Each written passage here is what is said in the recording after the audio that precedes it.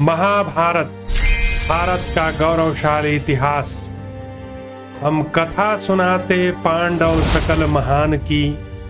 यह महाभारत है पुण्य कथा श्री भगवान की। जम्बू दीपे भरतखंडे आर्यावर्ते भारतवर्षे एक नगरी है विख्यात हस्तिनापुर नाम की। यह जन्मभूमि है पांडव सकल महान की।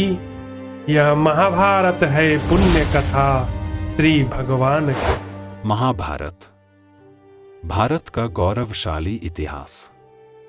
द्रोण पर्व, संक्षिप्त पर्व। अध्याय 18 से 19। संक्षिप्तक सेनाओं के साथ अर्जुन का युद्ध और सुधन्वा का वध। संजय कहते हैं, राजन, तदंतर संक्षिप्तक योद्धा रथों द्वारा ही सेना का चंद्राकार व्यूह बनाकर समतल प्रदेश में प्रसन्नतापूर्वक खड़े हो गए। आर्या, किरीटधारी अर्जुन को आते देख पुरुष सिंह संक्षिप्तक हर्षपूर्वक बड़े जोर जोर से गर्जना करने लगे। उस सिंहनाद ने संपूर्ण दिशाओं, विदिशाओं तथा आकाश को व्याप्त कर लिया। इस प्रकार संपूर्ण लोक व्याप्त हो जाने से वहां दूसरी कोई प्रतिध्वनि नहीं होती थी। अर्जुन ने उन सबको अत्यंत हर्ष में भरा हुआ देख किंचित मुस्कराते हुए भगवान श्री कृष्ण से इस प्रकार कहा, देवकी नंदन, देखिए तो सही, ये त्रिगर्त देशीय सुशर्मा आदि सब भाई मृत्यु के निकट पहुंचे हुए हैं। आज युद्ध स्थल में जहां इन्हें रोना चाहिए, वहां ये हर्ष से उछल रहे हैं। भगवान ऋषिकेश से ऐसा कहकर महाबाहु अर्जुन ने युद्ध में त्रिगर्तों की व्यूहाकार खड़ी हुई सेना पर आक्रमण किया। उन्होंने सुवर्णष्टित देवदत्त नामक शंख लेकर उसकी ध्वनि से संपूर्ण दिशाओं को परिपूर्ण करते हुए उसे बड़े वेग से बजाया। उस शंखनाद से भयभीत हो वह संक्षिप्तक सेना युद्ध भूमि में लोहे की प्रतिमा के समान निश्चेष्ट खड़ी हो गई।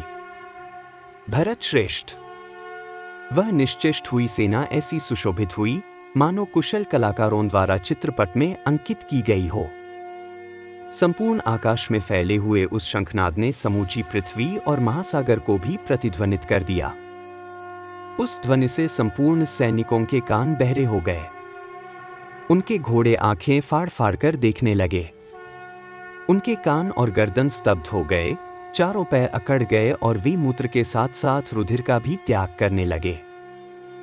थोड़ी देर में चेत होने पर संक्षिप्तकों ने अपनी सेना को स्थिर किया और एक साथ ही पांडुपुत्र अर्जुन पर कंक पक्षी की पाख वाले बाणों की वर्षा आरंभ कर दी।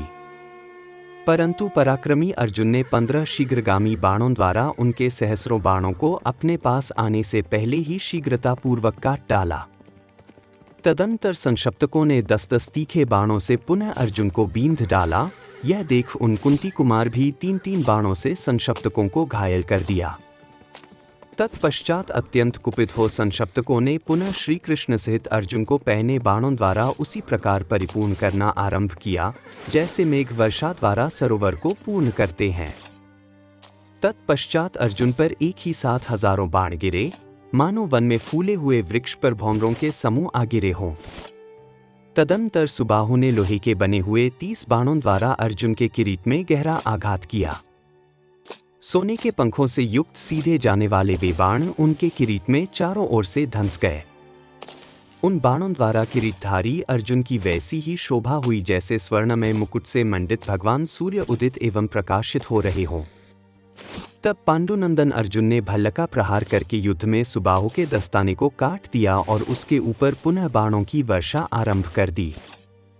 यह देख सुशर्मा, सुरथ, सुधर्मा, सुधन्वा और सुबाहु ने 10-10 बाणों से किरीटधारी अर्जुन को घायल कर दिया।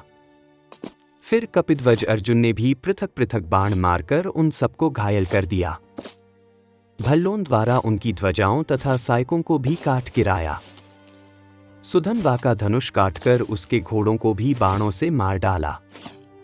फिर शिरस्त्राण सहित उसके मस्तक को भी काटकर धड़ से नीचे गिरा दिया। वीरवर सुधन्वा के धराशायी हो जाने पर उसके अनुगामी सैनिक भयभीत हो गए। वे भय के मारे वहीं भाग गए जहां दुर्योधन की सेना थी।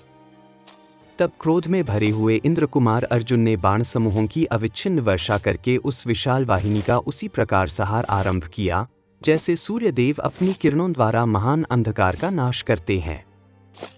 तदनंतर जब संशप्तकों की सारी सेना भागकर चारों ओर छिप गई और सव्यसाची अर्जुन अत्यंत क्रोध में भर गए, तब उन त्रिगर्त देशीय योद्धाओं के मन में भारी भय समा गया। अर्जुन के झुकी हुई गांठ वाले बाणों की मार खाकर वे सभी सैनिक वहां भयभीत मृगों की भांति मोहित हो गए।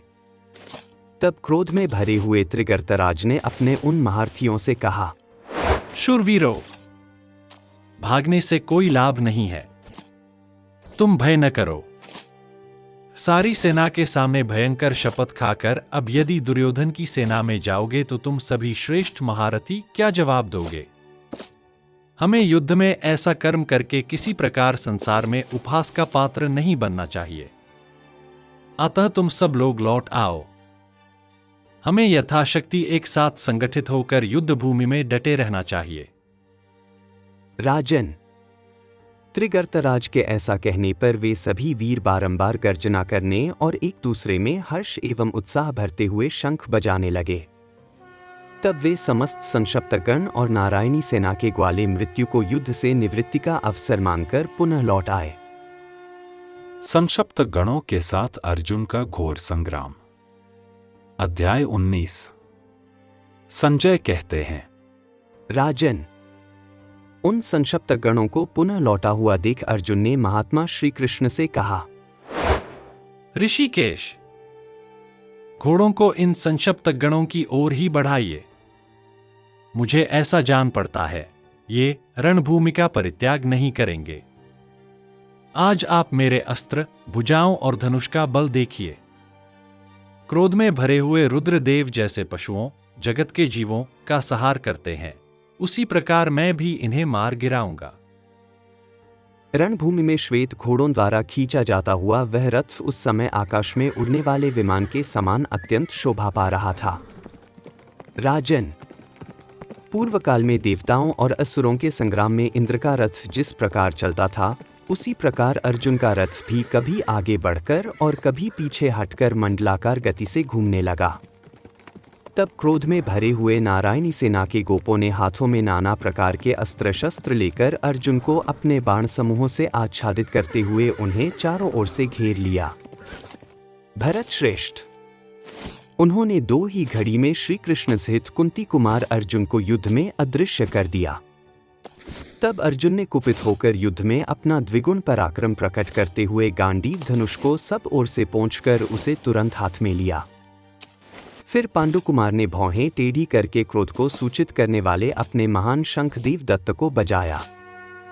तदंतर अर्जुन ने शत्रु समूहों का नाश करने वाले त्वाष्ट्र नामक अस्त्र का प्रयोग किया। फिर तो उस अस्त्र से सहस्रों रूप पृथक पृथक प्रकट होने लगे। अपने ही समान आकृति वाले उन नाना रूपों से मोहित हो वे एक दूसरे को अर्जुन मानकर अपने तथा अपने ही सैनिकों पर प्रहार करने लगे।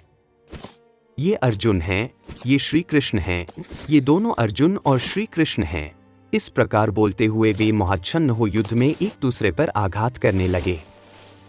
उस दिव्यास्त्र से मोहित हो वे परस्पर के आघात से क्षीण होने लगे। उस रणक्षेत्र में समस्त योद्धा फूले हुए पलाश वृक्ष के समान शोभा पा रहे थे। तत्पश्चात उस दिव्यास्त्र ने संशप्तकों के छोड़े हुए सहस्रों बाणों को भस्म करके बहुसंख्यक वीरों को यमलोक पहुंचा दिया।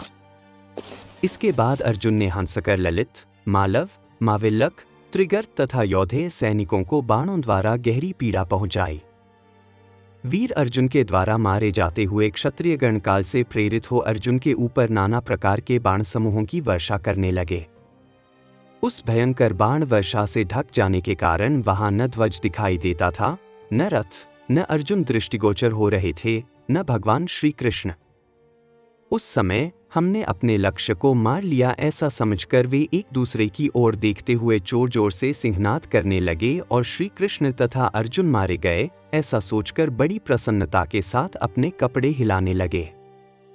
आर्य, वे सहस्रों वीर वहां भेरी, मृदंग और शंख बजाने तथा भयानक सिंहनाद करने लगे। उस समय श्री कृष्ण पसीने पसीने हो गए और खिन्न होकर अर्जुन से बोले, पार्थ, कहाँ हो? मैं तुम्हें देख नहीं पाता हूं। शत्रुओं का नाश करने वाले वीर, क्या तुम जीवित हो?